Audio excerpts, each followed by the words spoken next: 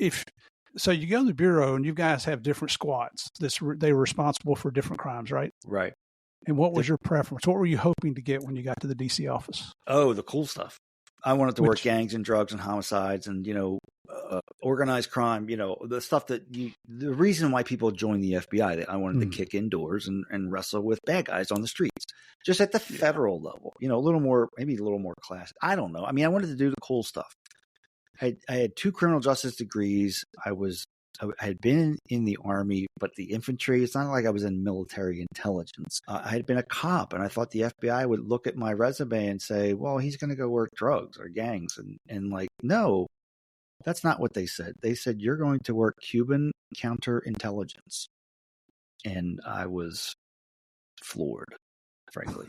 I had no idea what the hell that was. What do you mean Cuban? What is, and it, again, this is pre 9/11. So we had 1 day of national security training. That included counterterrorism, counterintelligence, counterespionage. It probably included a little bit of cyber, whatever that looked like in 1998. So they, this is a cram 1 day. This is what you're going to need to know about about national security cases. So counterintelligence was maybe a 1 hour presentation of that 1 day. Wow. That sounds like just one of the classes. Let's just get through this and go to lunch. Right. Exactly. Yeah. Maybe I have to work this. Hopefully I don't, because I'm going to go work bank robberies and, cool stuff, because I was a cop. I mean, of course, the FBI is so brilliant. That's what they'll do, is maybe have me doing the cool stuff. And they had other plans for me. They always do, it seems like. Yeah. So you're heading to the Washington, D.C. office. And did you know that they were going to assign you to counterintelligence on Cuba before you walked in the door or after you got in the door? Yes. I got a call at Quantico from my new boss. And she was calling to not so gently break the news and introduce herself. And then she called, we had phones in our rooms. And I don't know why. Was I there and picked up the phone, or did I call her back? I can't remember. And she said, hey, my name is Diane. I want to introduce myself. I'm your new supervisor. You're coming to work Cuban counterintelligence. And I said, what the hell is that? And she said, well, I can't tell you over the phone. I'm like, well, what? What do you mean you can't tell me what we do over the phone? Like, this is just like I'm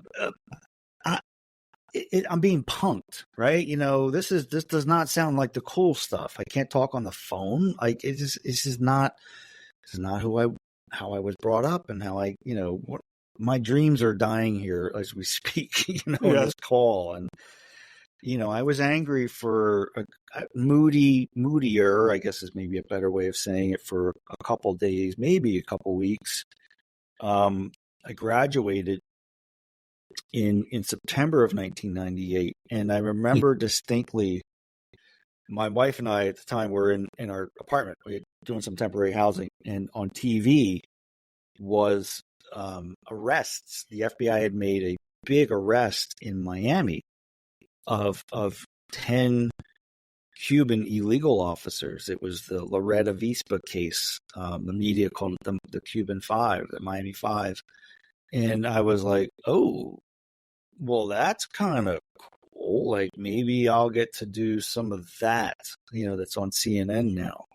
And so that kind of got me a little, all right, maybe there's something to this Cuban counterintelligence thing. Mm-hmm. And, we started doing I got on the squad and started meeting some of my coworkers. Some were older and a lot of them were my age and just coming in.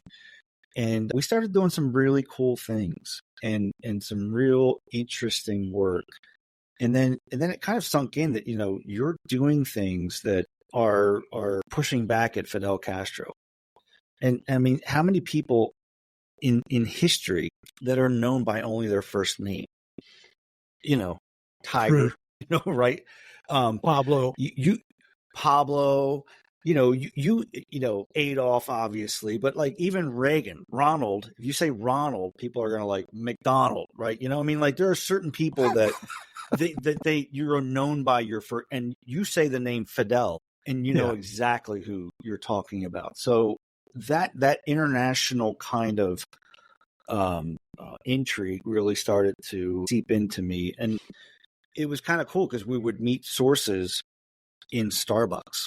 and coffee shops and at nice restaurants. And it was like, oh, I can get used to this. We're not behind a seedy motel at 3:00 in the morning. We're a lot more civilized and I started not to be a narcissist, but it was like, I could deal with this kind of schedule. This is like good living, shall we say.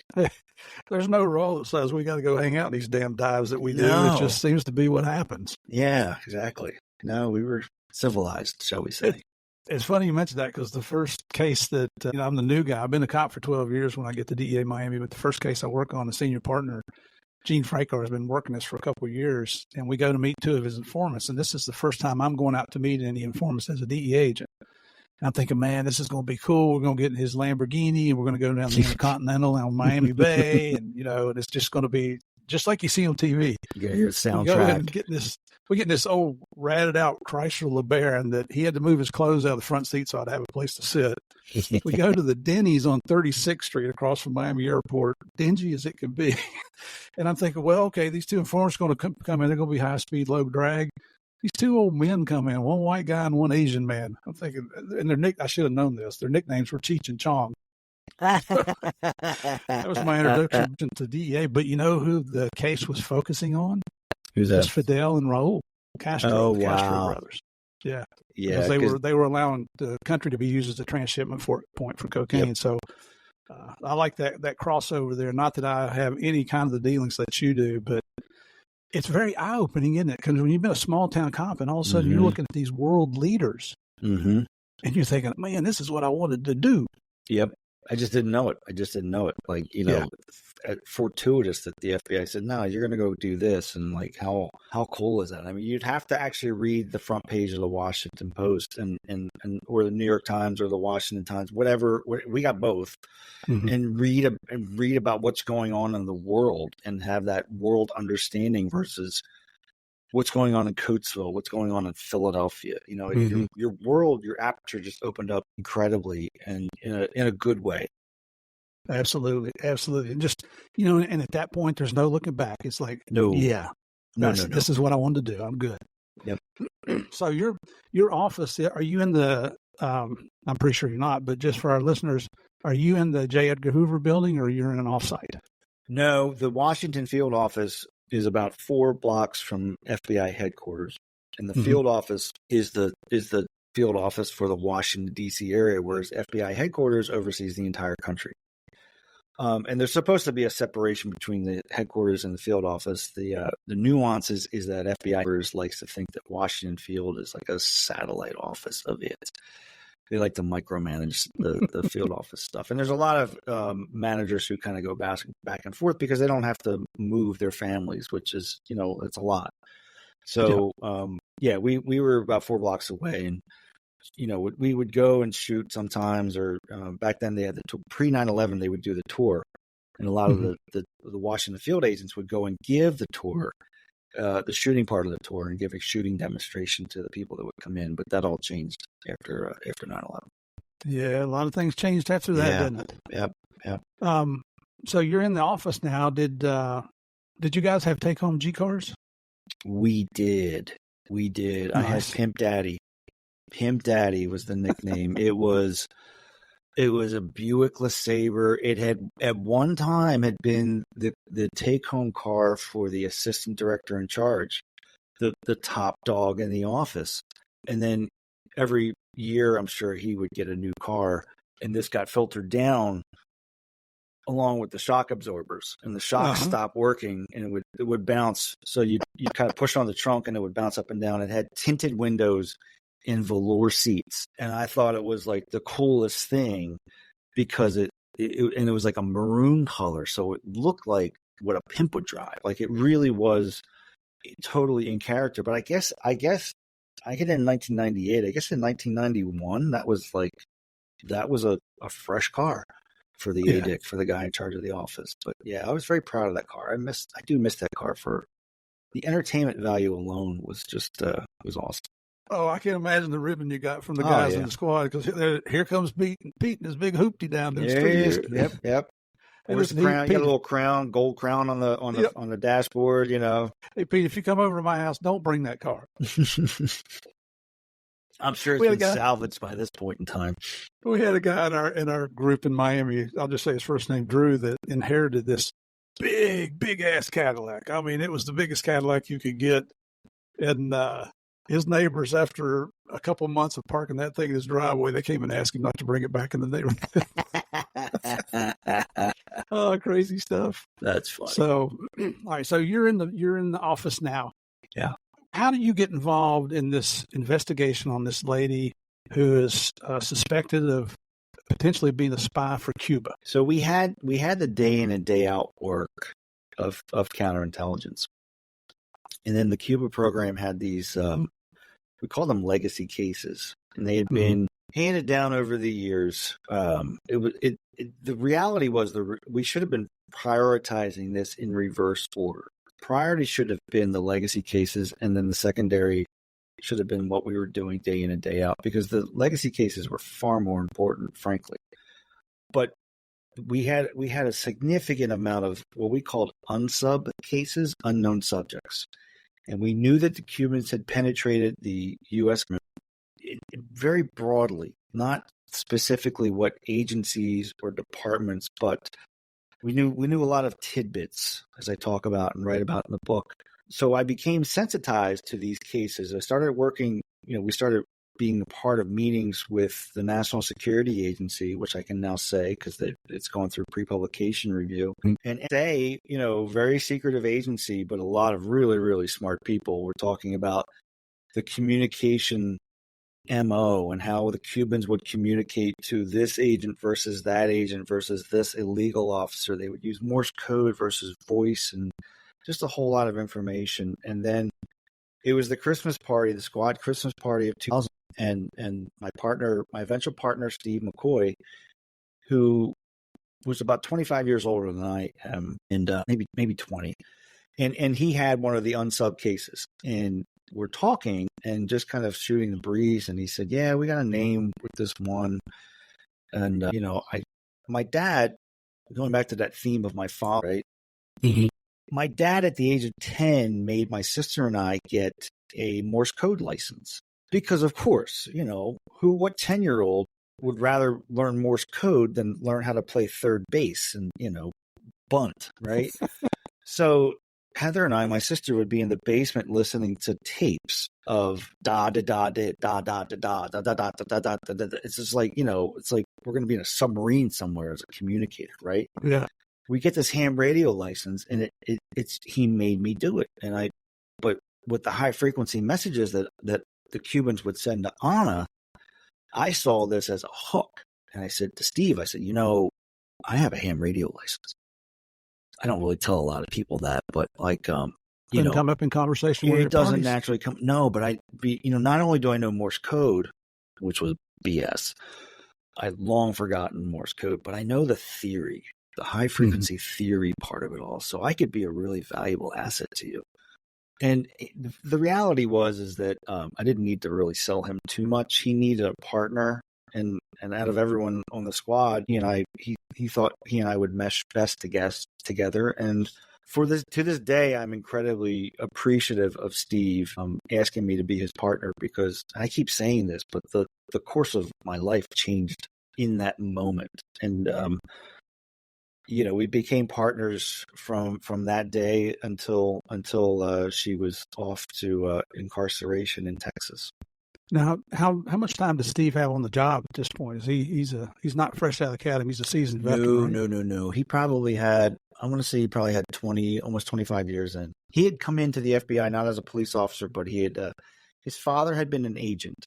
Mm-hmm. But he will tell you, my father had nothing to do with me becoming an agent. Steve came in, he had a law degree.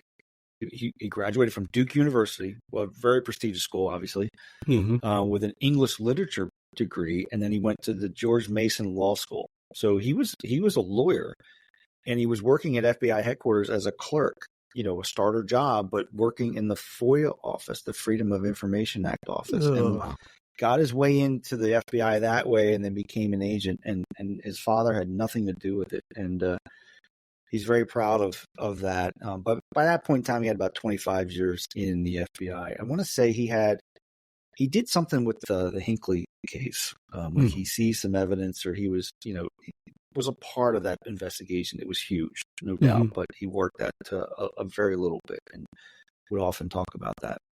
Was his career primarily in counterintelligence? Most of it, yeah. He did do a little street work, working drugs. I want to say in Ohio. I think maybe his first office was Youngstown, Ohio, and then he went to WFO, Washington field office, and then but he had been working Cuba for about 15 years by that point in time. So he was a very much counterintelligence agent, Cuba guy, someone that had worked the majority of his career on Cuban counterintelligence. So definitely this wise, sage kind of avuncular character on the squad. What a great person to be teamed up with, especially if your personalities get along and he's not treating you like the bastard child. No, be his gopher. Yeah, no, not at all. He always treated me as a peer, and very easily could have treated me as the junior case agent. Like we were co-case agents. We were legit, straight up partners, but he was senior and I was junior. I mean, that's the fact, but never treated me like that. Even though he was a lawyer, my niche, I think, was finding, where do we need the elements of the crime? Here's espionage. What evidence do we need for that? Kind of thinking as a cop. And how do we get there thinking as a cop? And Steve had kind of been working in counterintelligence for so long. I think his mind started to think differently. He was starting to think about what would Fidel do and what does the Cuban intelligence. He became an expert on Cuban intelligence, but maybe I thought what I brought to the table was like the practicality. How do we prove this versus that? And what's important? I don't care what Fidel had for breakfast. Important probably and what he normally eats, but like, where does he get the food from? That's the kind of thing that I think we're very compatible in that way. Well, plus to charge anybody, there are certain elements with every crime that have to be met before you can get that indictment. So you do need somebody that has that perspective and that focus to make sure you are meeting those elements. Yep. Now, so I'm guessing you knew very little about counterintel at the time. How or were you surprised when you found out that the target was a female? Her gender at the time didn't jump out at me as being unusual. I started focusing, like I pulled the Robert Hansen arrest warrant. I pulled the Aldrich Ames arrest warrant. I got them off the internet, and I started to see like Hansen's was like 112 pages. It's like, wow. Jeez. So I started to think about, okay, this is what we needed to prove espionage in these cases. So started getting in that mindset of that's kind of what we're going to need for her. But it didn't really strike me until after she was arrested and probably a couple of years down the road, where it was, when you go back and start to study espionage and study the history, you start to look at the cases, it's like, there's not a lot of women here. Like, what's the deal? So that definitely finally jumped out at me, but not in that moment. I don't remember that being, wow, she's a woman. Like, this is so weird and rare. That fact didn't strike me until years later. I didn't know this till I read your book, but what I learned is typically if there were female spies, that they were partners with a husband or a significant male other. Yep. I guess like Steve, your partner, would have picked up on that strange fact that, wow, it looks like she's working solely. She's not partnered up with anybody. Now, tell us a little bit about her background, where she's from and her family, if you would. So she was born in Germany on a military base because her father was in the army at the time, oldest of four, 2 boys and 2 girls. Mom and dad, it's a proud Puerto Rican family. The siblings tell me that the parents raised them very morally. They had political differences, but from a moral, raised very morally. Dad definitely was, you would probably, his parenting style, as I like to say, in 2024 would have received phone calls from CPS and child services. He was pretty physical with all of the children and their mother, and then his next family. But I don't believe that played a major role in what happened with her. Ana's the oldest. Lucy and Tito, her brother and her sister, become FBI employees themselves. Her brother Tito became an agent in the spring of 1988. And then Lucy became a translator for the FBI in Miami, actually. She was working translations down in Miami. And both of them served honorably and retired honorably from the FBI, and we're proud FBI employees. And what Ana did runs completely antithetical to how the family was raised and the values that all of the Montes family has. So, are all four children, are they college graduates? I believe at least three of the four. The youngest, the baby of the family, went into. He didn't work in the government. He worked for companies. I believe he went to college. I actually don't know much about him, to be honest with you. He's kind of flown under the radar. He didn't work for the government, so like no one really. He enjoys that too. By the way, I've never met him. I've never talked to him. He's a wonderful guy. I heard nothing but great things about him, but he's kind of flying under the radar because no one really knows about him. And I was wondering because there was just a very high level mention of him, but nothing further. And when you look at, the dad was in the U.S. military, and the son or brother is a FBI agent, and the other is a linguist for the FBI.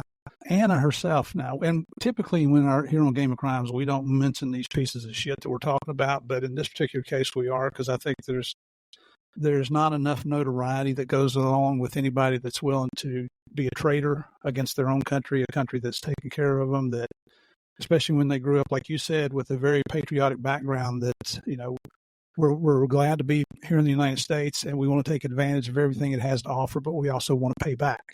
Yeah. And you just got to respect people like that. But certainly not Ana. Apparently she was very intelligent, because where'd she go to college? University of Virginia.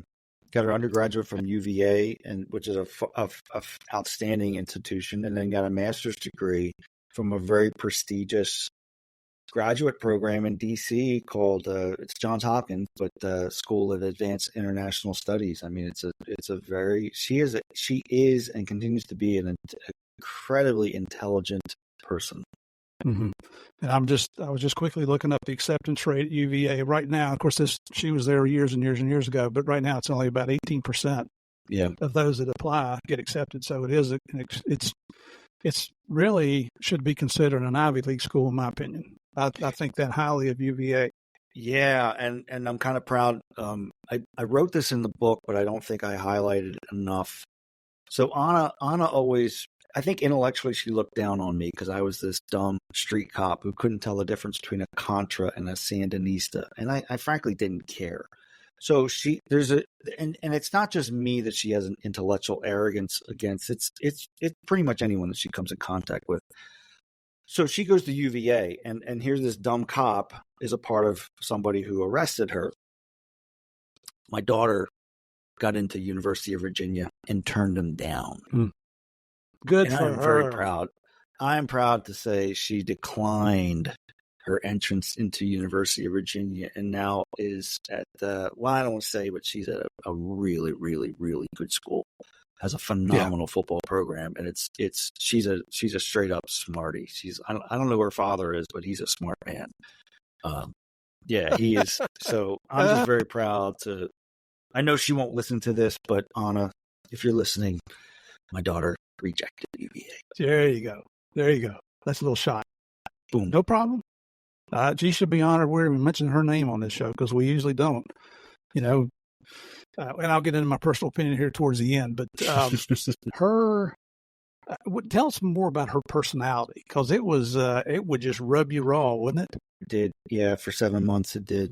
She didn't interact very well interpersonally in the different environments. I mean, her own family has described her as odd and not easy to get along with, and this is blood, right? Mm-hmm. Coworkers didn't often like to work with her. It was not an enjoyable experience. Ana never really suffered fools lightly, and to her, everyone was a fool, especially when, you're not to her intellectual character or level, and you're also believing in what we stand for here in the United States. You're working for the Department of Defense or the U.S. intelligence community, and you're loyal to it. So you're even more stupid in Ana's eyes than she normally would treat people. So she wasn't real fun to interact with. But incredibly smart and a go-to person. People reached out to her and, did respect her analytic judgment and her knowledge when it came to Cuba and the different topics that she was working on. It's just they didn't know that she was really smart on Cuba and actually smarter than most people because she really knew the Cubans like really, really well. So would I mentioned at the very beginning of this about our topic today being having a very narcissistic personality with an ego that's just out of control. And all I know about her is what I read in your book. It comes across loud and clear that she thought she was smarter than everybody else. And it seemed like she had an extremely strong work ethic to do what she was doing. Yeah, so it wasn't just me. I don't have a psychology background, so it's not Pete saying she's a narcissist. It's the PhDs that tested her and evaluated her during the debriefings. They actually diagnosed her with narcissism. Not that I couldn't kind of already see that, but she thought incredibly. She did work very hard, but for different reasons. She worked hard because it would open more doors for her. And the more doors that opened up, the more intelligence that she would become exposed to help the nighttime job of helping the Cubans. So she did not enjoy working at DIA, the Defense Intelligence Agency, but if she was going to be there, her attitude was, well, let me do the best job I can because who knows what kind of things I can get open to and involved in that the Cubans will want to know about. So she did have some forward-thinking capabilities, which, I mean, you and I both know how many guys we've worked with that don't have that. It's so much better when they do. And she actually, a lot of people, her management actually encouraged her to apply for management positions. Like they thought, like, you're that good, you should be a manager. And she's like, no, I don't like the people stuff. And, I want to work the cases. I want to work the issues. And the reality was maybe that should have been a little bit of a clue. Not that, there were people that were born to be managers and people that should not be managers. And, people that didn't want to go into management because they just knew that wasn't, you have to deal with people things and performances. And you kind of get away from the casework, the street work, if you will. And she wanted to stay working as an analyst, not wanting to deal with the management type issues, but it was for double reasons, obviously. So considering her background, what was her interest in Cuba and what do you think her motivation was for spying against her own home country to support Fidel Castro? Being Puerto Rican, I think that her area of study it was in international affairs. So it always kind of would drift towards Latin America. Because of her ethnicity. I don't think she did not have the same kind of interest in the Far East or Europe and Russia. I think that she was more anti-American. Her attitude was, how dare the United States dictate how another country should run itself? How dare the U.S. say that Puerto Rico should be a commonwealth of the United States versus an independent country? How dare it say that, the Castro regime is bad for the Cuban people, and Ana would always see the flaws in our country and focus on them. So I wouldn't say that she's pro Cuba. Their just hatred of the United States really aligns and matched up really well. Whereas like if China had found her and spotted her and pitched her, or the Soviet Union did, I don't think it would have had the same kind of results that Cuba did because of Latin America. I know you kind of hinted at it in your book as to what led to these feelings, but it doesn't seem there's any really conclusive, point your finger at that and put it right on top of that. That's why she decided to be a traitor.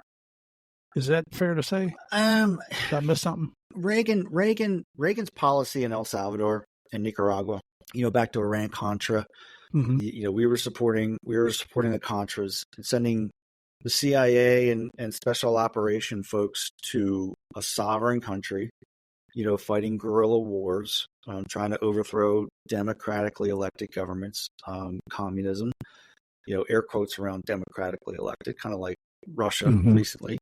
You think? That kind of Reagan and his policies, more his policies versus him and his politics, I think was the catalyst, her call to action.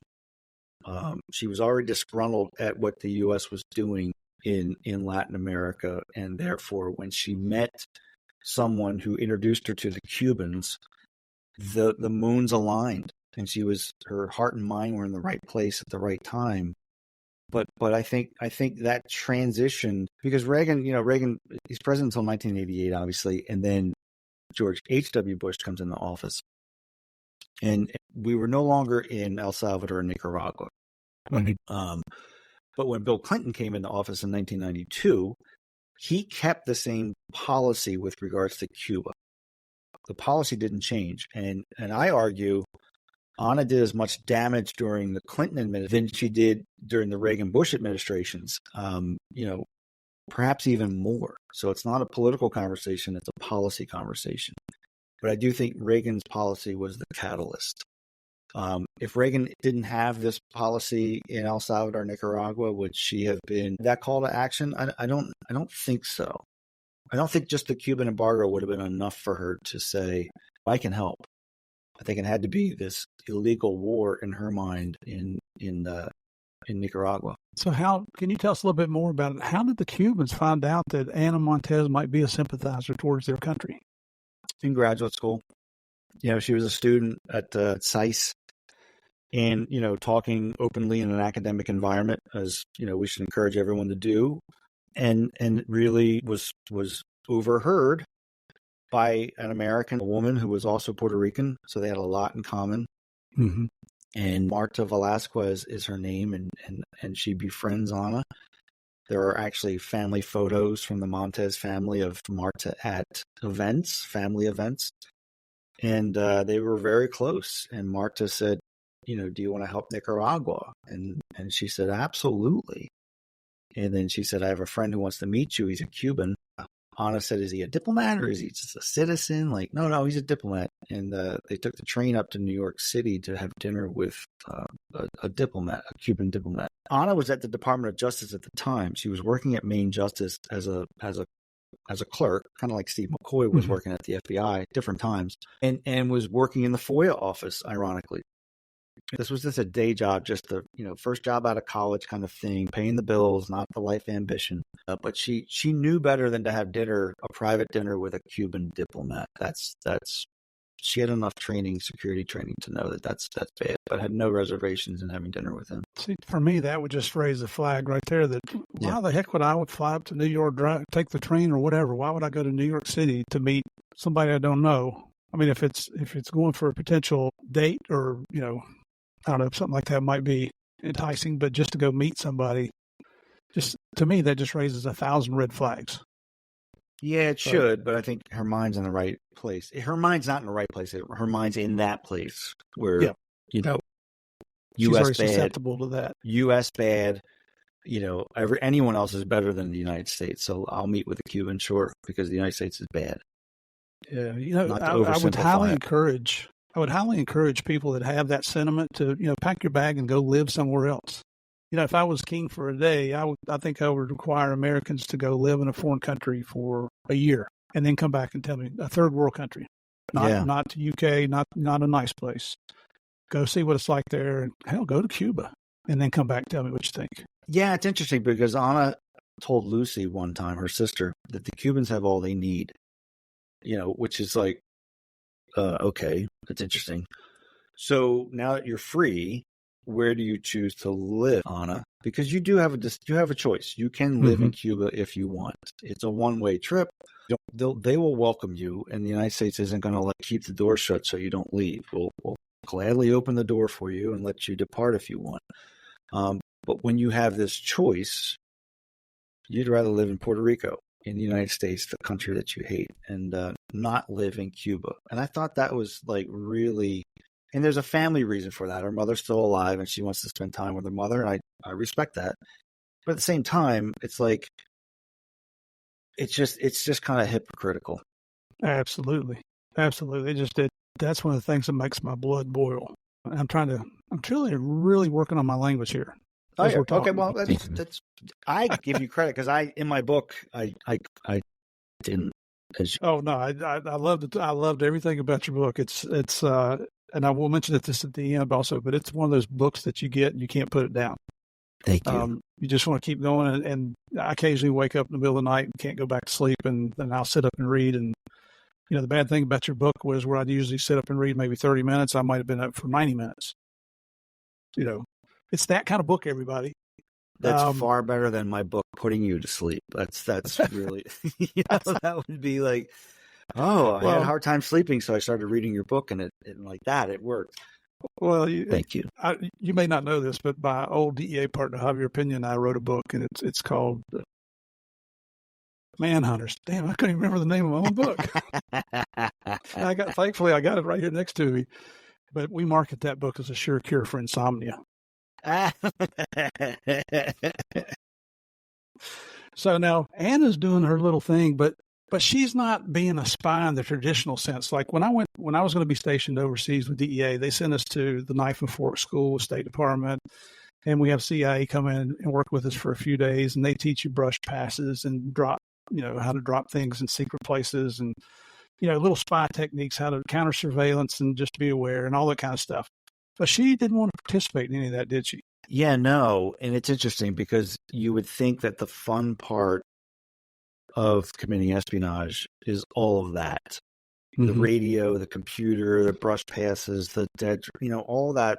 That's kind of the James Bond part of it. And she did not get any enjoyment out of that part. It was counterintuitive to her. The radio stuff, she'd have to pull out the directions every single time to encrypt and decrypt. Needed the step by step. So, but didn't seem to really enjoy the act of committing espionage, which I think would be like that's kind of a fun part, right? The sneaking around and this and that and the other thing. But yeah, no, not for her. She was more prone to face-to-face meetings with her handler, wasn't she? Which to me is just inviting trouble. Mind-blowing. And, from a security perspective, mind-blowing. And, but this is where Kelly Kennedy, and by all means, bring this up with her because when you interview her, because she really helped me. First of all, there's no one else I would have wanted to write this book than with Kelly. She's phenomenal and just, really helped me, frankly, get into the mind of a woman and in a great way, because she said, I think you need to look at these meetings differently. Don't look at it from the operational security, I'm going to get caught perspective. Look at it from the emotional intimacy perspective. Right. Ana really had to, there's no one else in the United States who knew the real her than the guy sitting across the table from her, who was her Cuban illegal officer. That's what we would call them. And she called her friend. And that guy knew everything about her. Her hopes, her dreams, her secret missions, where she lived. I mean, he knew more about her than her mother. And therefore, this personal meeting that for us was mind-blowing and like, oh my God, you could have got caught. For her, it helped her sustain her for 17 years. It was that emotional connection that she needed to keep going because she wasn't getting that from another intimate relationship or an intimate relationship that she would have because she couldn't do both worlds. She couldn't have a long-term boyfriend and a shortwave radio with a laptop. The two are not going to work. So these friends of hers, Kelly helped me look at it from a vastly different perspective. And now it makes a lot more sense. It does to me also as you're saying that, because I had not thought of it like that. But, here's somebody who, like you say, she has no personal relationship with a male. Right. This could be her surrogate relationship. Yeah. Just because and she may have been thinking that, hey, it's just the appearance is going to be, here's a young lady, a young man sitting down having dinner together. They might be on a date. Yeah. Yeah. Two Hispanic people having dinner at lunch in DC. Like it happens hundreds and hundreds of times a weekend. Absolutely. So what's the big deal? In reality, hiding in plain sight and committing espionage in plain sight. Can you explain to us, what information was she collecting and how was she getting that to the Cubans? Because I think this is phenomenal. I hate giving anybody of her stature credit for anything, but this is kind of phenomenal to hear. She had top secret information because she had a top secret clearance. In addition, she had what we call SCI, special compartmented information, secret compartment. Sensitive. Thank you. And, so would get tickets, would get read into different compartments of even more sensitive information. The most sensitive information that she had access to that did not have to do with a human being was a program called Byman, BYEMAN. And it belonged to the National Reconnaissance Office, which is our satellite, the agency of the intelligence community that handles satellites.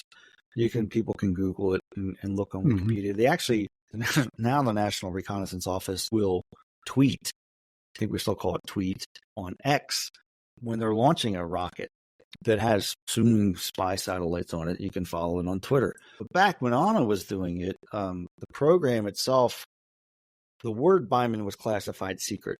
You couldn't even say the word Byman in public, and if you had a clearance, without potentially getting into a security problem. So probably a couple $1 billion program that she gave to Fidel with little reservation. She had a little bit of hesitation because she knew how damaging it was to the U.S. government.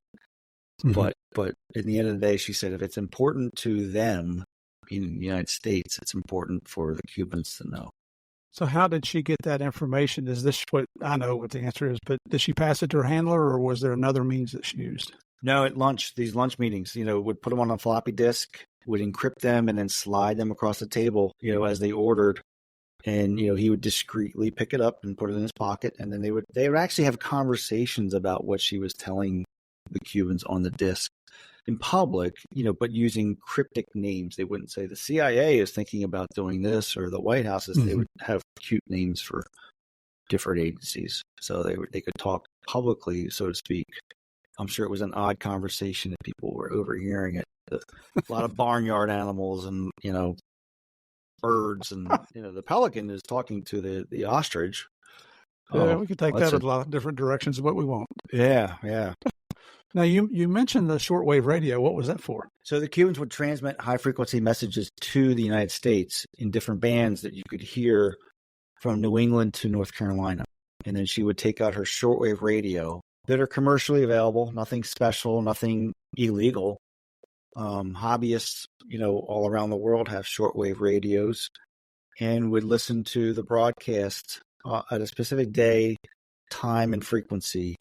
And then she could tell which one was a real message and what was a camouflaged message. So that was the chew from the Cubans to Ana. Hey, following up on this information you gave, can you give us more? Some of the mechanics of what she was reporting and clarifying some things from time to time. And then also like, hey, you're not going to meet this week, you're going to meet next week. Did she have one of the infamous, James Bond miniature cameras, or how did she get that information? I mean, I know how she got it. It was through her job, but how did she get that to the shortwave radio? Well, mostly she would type them up on a computer. Reports, her classified information that she would report, she would memorize these tidbits of top secret information. Come home, and after memorizing them, would type them up on a computer and then encrypt them using the Cuban created encryption software, put it on a floppy disk, and then would wait until the lunch meeting and provide it that way. But memorized and then wrote it up as almost like a dear diary. Like, today I was read it on this program, and this is what the program does. Kind of a narrative, really, just a journal, really. And the fact that she's memorizing classified information, like you said in your book, I don't think that the U.S. has created a software program that can read a mind yet. No, thank God. Thank God, no.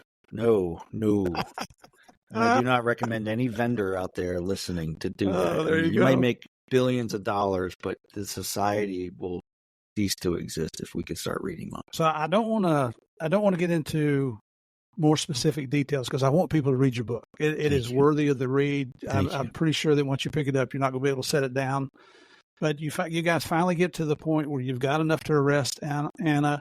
You do arrest her. I don't want to give up any of those details either. That's pretty cool to read about.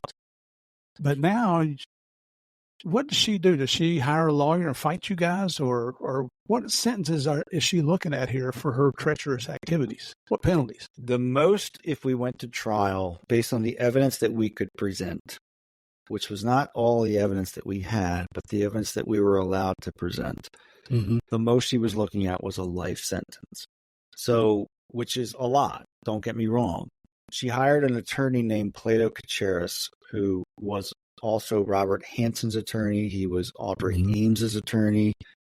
Ironically, he was Monica Lewinsky's attorney. He got her the immunity deal. Phenomenal attorney. Just a great guy. A ton of admiration I have and respect for him. He's a really good guy and a really good attorney. Does a good job representing his clients. Don't get me wrong. He's not like on the prosecution side, but fair and looks out for his client's best interest. And he knew that I go to trial, I'm gonna lose, and it's gonna be a life sentence. So we're starting negotiating in terms of time from life. And what is someone who is 46 years old looking at from a life expectancy? You know, I'm sure that's the equation that he was looking at. Well, if she lives to 95 years old, then a 40-year sentence is a life sentence. So how do we get her something so that she, in exchange for this full debriefing that the government's going to require her to give, in exchange for a plea? Because if we're going to give you time off, we want to know who, what, when, where, why, and how you did what you did. So we came up with 25. No magic formula to it. You do tend to look at other cases and other precedents, but I came up with the number 25, frankly, because I needed to get out of the FBI before Ana got out of prison. I love it. I'm not making I'm making a comparison between the FBI and prison. Yes, I am. But no, seriously, it was important for me to get out of the FBI. And Steve could retire at any point in time, so he didn't care from that perspective. But we settled on a 25-year plea agreement, and at the time I thought it was huge.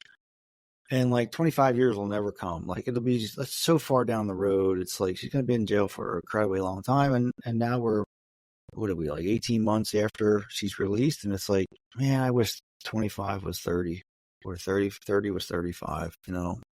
Yeah, January 6, 2023, she was released. Yeah. I gotta say, I was shocked to read that. And I grew up a redneck hillbilly. I say I bleed blue, but I really bleed red, white, and blue. Plea bargaining with these kind of people I know it's part of what we do. Yeah. But sometimes it's just hard to take. But because of that plea bargain, like you said, she's got to give up the goods. She's got to sit down with you guys. Yeah. And how long did that take? 7 months. 7 long months. When I read that, I'm thinking I would have had to turn my gun in because I'd have probably shot myself after about 3 or 4 sitting down with a condescending witch like that. Steve did a much better job. In writing the book and talking about the book and a little maturity, a lot of maturity, frankly, I think I could have worn less of my emotions on my sleeve. And Steve was very good at building that rapport with her. We were both very good at treating her very professionally. I mean, she'd come in the room shackled, and I would unhandcuff her, and she had roam of the room, the 20 by 20 foot room, and could get water and fruit, and we treated her incredibly professionally. Better than she deserved. Well, yeah. I mean, better than she treated Greg Feronius when she probably gave up his identity and he was later killed. Mm-hmm. You have to read in the book, everybody, to find out about this story. Yeah. But I mean, that's what the FBI does. We treat people professionally when we interview them, and it's important. I think it's important. It shows we treat them better than they would treat us, right? And I think we should be doing that. I think, but it wasn't easy for me, and it wasn't, just to give some context. This is not even a year after 9/11. So for me, we're still finding, people at Ground Zero and in the Pentagon, and we're interacting with someone that had no problem doing what she did, and really was not emotionally moved by 9/11 in any way, shape, or form. So that was just really, really difficult to deal with. Yeah. And she just herself described it as torture. She said, "This is torture for me," and actually, Steve and I were mutually offended. It's like, is your salad not good enough? I'm sorry. She goes, no. You guys are treating me really well. I'm sorry. It's just, I wish I didn't take the plea and didn't have to betray my friends. Well, sorry, you did. What was his name? What was his name? And give me his description and tell me all about him. Because if she hadn't, what would have happened? I mean, she was then looking at a life sentence. If she walked in the room and kept her mouth shut and didn't answer a question, then she'd go to, the plea was out and she'd go to trial and spend the rest of her life in prison. So she took the plea primarily because of her mother and wanting to see her mom before her mother passed and spend some time with her. And she's been able to do that. So, and you know what, I'm going to stop I feel like I'm questioning you here. And I just want to say that the reason you want these people to give up the ghost is we learn from it. Mm-hmm. And, the more information we have, power is knowledge, knowledge is power, especially in these type of investigations where all these foreign countries are trying to infiltrate our country for very nefarious reasons. And Anna's a perfect example of that. But you want to find out more details, you got to get the book. Again, it is Queen of Cuba, an FBI agent's insider account of the spy who evaded detection for 17 years. It will be listed on our book page on the Game of Crimes podcast website.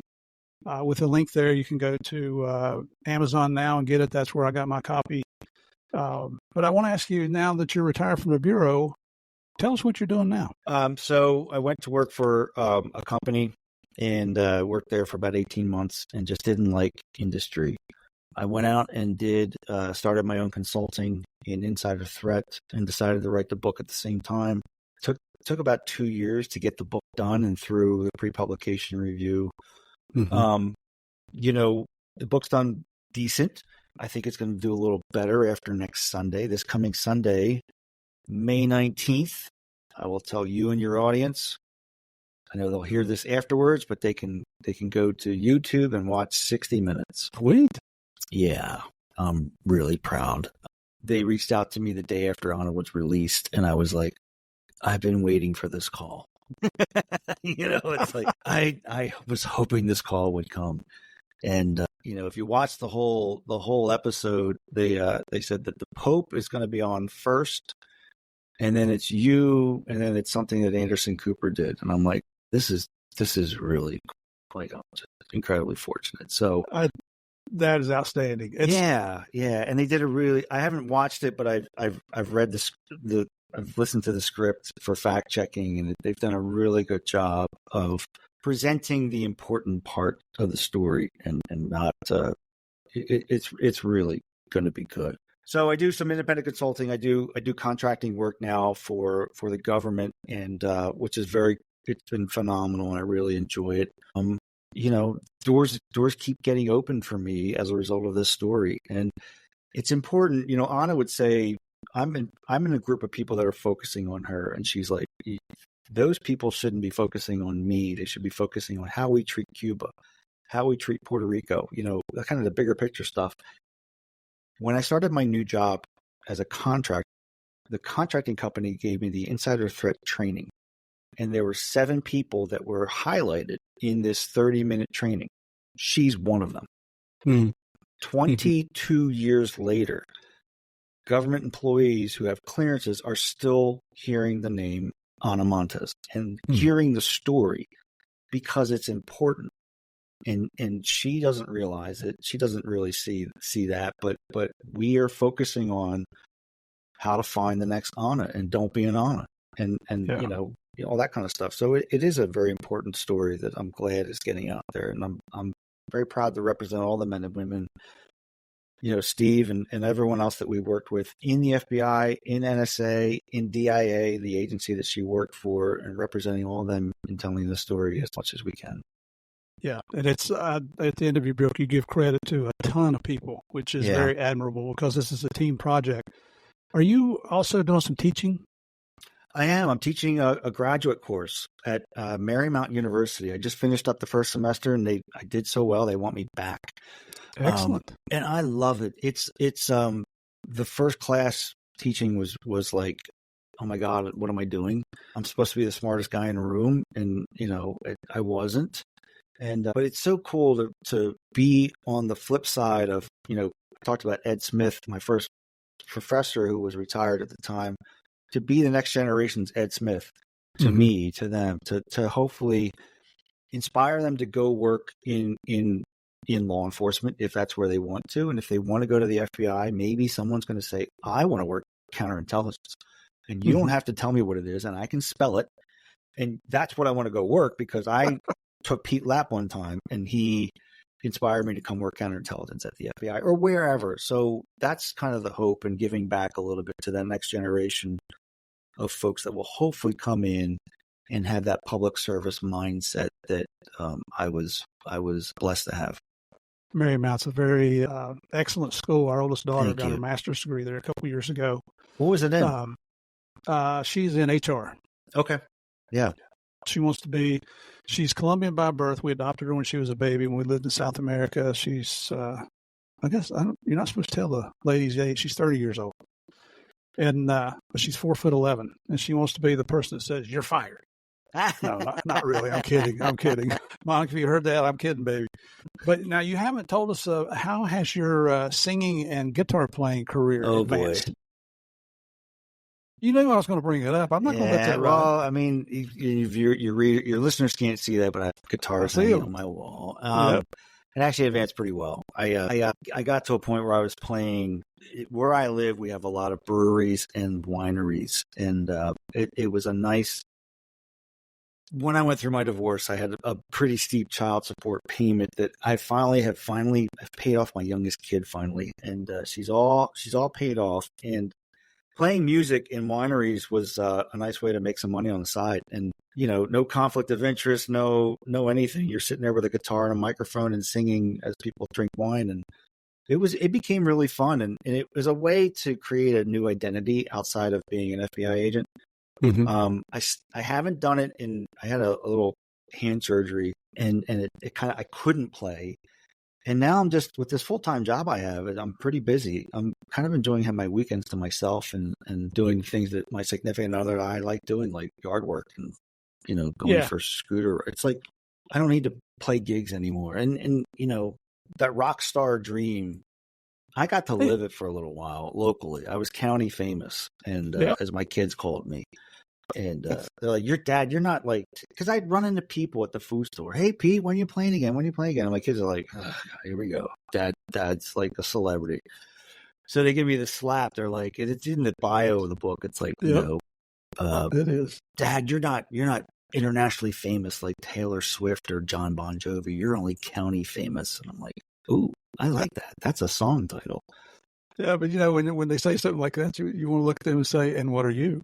Yeah, wow. No, yeah. I know. But I love the fact that we started out talking about you want to be a rock star, and we finish up, you are. County famous or not, brother. You made it. You got to do what you wanted.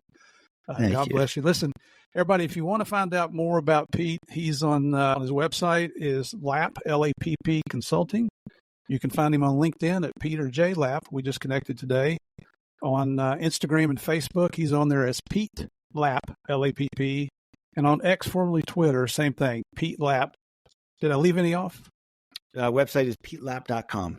So there you go. You can email me through there, contact me through there if you have any questions. But happy to take questions from anyone and have conversations. I really appreciate the time, Steve. It's been a great conversation. I love talking about the pre-case stuff, because that's takes me back a little bit. I really appreciate that. It does. And what we found when Morgan, I learned this from Morgan when he was still on here, is that our listeners seem to like to hear the personal side of the guests that we bring on.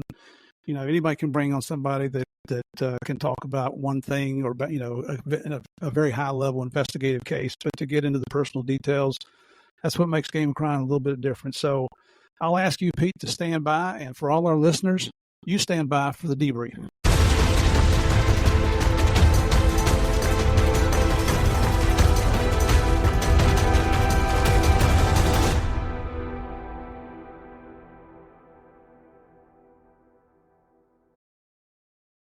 Can you believe what you just heard? This pompous little witch, Ana Montes, who thought she was smarter than everybody else, she thought her ideals were more important than the ideals and freedoms we have here in the United States, the freedoms that she enjoyed. who took an oath to protect and defend our Constitution and the people of the United States, but then betrayed that oath for a communist country that's run by a family of tyrants, of despots who only look out for themselves, who thought she knew what was going on with the people in government in Cuba, but in reality, she didn't know her ass from a hole in the ground, and may have directly caused the death of a U.S. military hero working in Central America. I can't believe this. Now, once she got arrested, she was sentenced to 25 years in prison. And you know what? 25 years is a long time. But where is she now? Well, you know, when she was released, she went to a U.S. territory to live with her mom, return to her family. You know, the mother of the family that she betrayed. She humiliated them and embarrassed them. That same family in which most of them were or still are serving our country. She's living on the beautiful island of Puerto Rico. I mean, I just can't believe this. You know, this is one for that episode. You can't make this shit up. Listen, in my opinion, it's not my opinion. This is the fact. She betrayed our country for an oppressive communist regime that's, you know, it's known for its atrocities against its own people. She gets caught. She pleads guilty to her crime. She does her time in prison, and she still gets to live the free life of an American. I got to tell you, I'm having a hard time with getting over this one. You know, I understand why the U.S. government agreed to that length of time, but personally, and I think you might agree with me, I think she should spend the rest of her life in prison. She made the choice. We say it here all the time. I taught my children this. For every choice you make, there are consequences, good or bad, and she made the choice. You know, now, I support the judicial system here in the United States. I know it's not perfect, but I've seen firsthand it's better than anything else that's out there. And we say that once a person has paid their debt to society, that they're free to rejoin us. Well, will I continue to publicly support our justice system? You bet your ass I will. But man, I got to be honest. There's times when I'd like to see someone like this piece of crap get much more than what she got. To see her get what she really, really deserved. Now, our guest, Pete and his colleagues, they did a fantastic job. That investigation, I've never worked one like that. I know very little about it. I learned as much as you did. But just like last week's episode with Heidi Chance and the crime, you know, she talked about human trafficking. These espionage cases, they're very difficult to make. They're very time consuming. They're very financially strapping. I mean, think about it. One small slip up on the part of the investigators and the target's gone in a heartbeat. They're in the wind. And we heard, you know, Anna had her go bag ready to go with maps and some cash. Pete told us a lot about some of the investigative tools and techniques they use to track these traders down, and that was a real inside look. Make no mistake about it. Ana Montes is a freaking traitor. But once again, we heard about the dedication to duty, the commitment to excellence, and some of the sacrifices our brave law enforcement professionals take to bring another criminal to justice. Man, this was an excellent example of us being outsiders, but we're getting that inside look on how to catch a spy. So to Pete and all your colleagues, excellent job, man. Fantastic. Now, don't forget to check out Pete's book, Queen of Cuba, an FBI agent's insider account of the spy who evaded detection for 17 years. That's a mouthful. Just remember Queen of Cuba by Peter Lapp. You know, once I started reading that book, it's one of those that's hard to put down. It was that good. I'll have it listed on our Game of Crimes book list along with a link where you can go to Pete's website, which is Lapp, L-A-P-P consulting.com. You can order it there, or you can go straight to Amazon and order it directly through them. You can also find Pete on Facebook, Instagram, and X at Pete Lapp, L-A-P-P, and on LinkedIn at Peter J. Lapp. So check him out. Listen, I hope you enjoyed today's episode with Pete Lapp as much as I did. You know, I get fired up about certain topics, and I guess some of you probably say I get fired up about a lot of topics. But the thing is, I just don't understand why would you betray your own country the way this piece of crap did? I mean, thank God we have heroes like Pete who work their butts off to protect the rest of us from people like Ana Montes.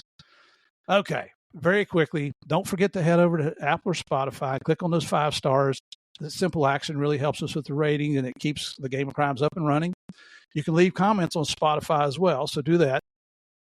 Also, head over to gameofcrimespodcast.com where you'll find more information about the show, all our episodes, the book list, and more. Follow the show on social media on Facebook and Instagram at Game of Crimes Podcast. and on X at Game of Crimes. Also on Facebook, join us at, also on Facebook, sorry about that. Join us at the Game of Crimes fan page run by our favorite queen, Sandy Salvato. She's the lady that rules with the iron fist but wears the velvet glove. The fan page, I tell you what, there's so many funny stories and anecdotes on there. And the thing is, you'll get to see how our members look out for one another. So come over and check us out. Do me a favor, a big favor, and tell your friends about Game of Crimes. Tell them come on over and give us a listen. As I've said multiple times, you're probably tired of hearing this. The best advertising and marketing in the podcast world is word of mouth. And I really, really appreciate you guys helping me promote the show. As always, thanks for continuing to support Game of Crimes. You just don't know how much I appreciate your comments and ideas. Remember, we can have different ideas and different opinions, but that doesn't mean we can't continue to be friends. This woke society crap that's going on out there, I just don't get it.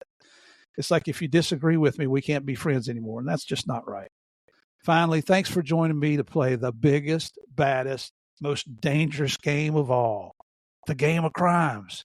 I'll see y'all next time.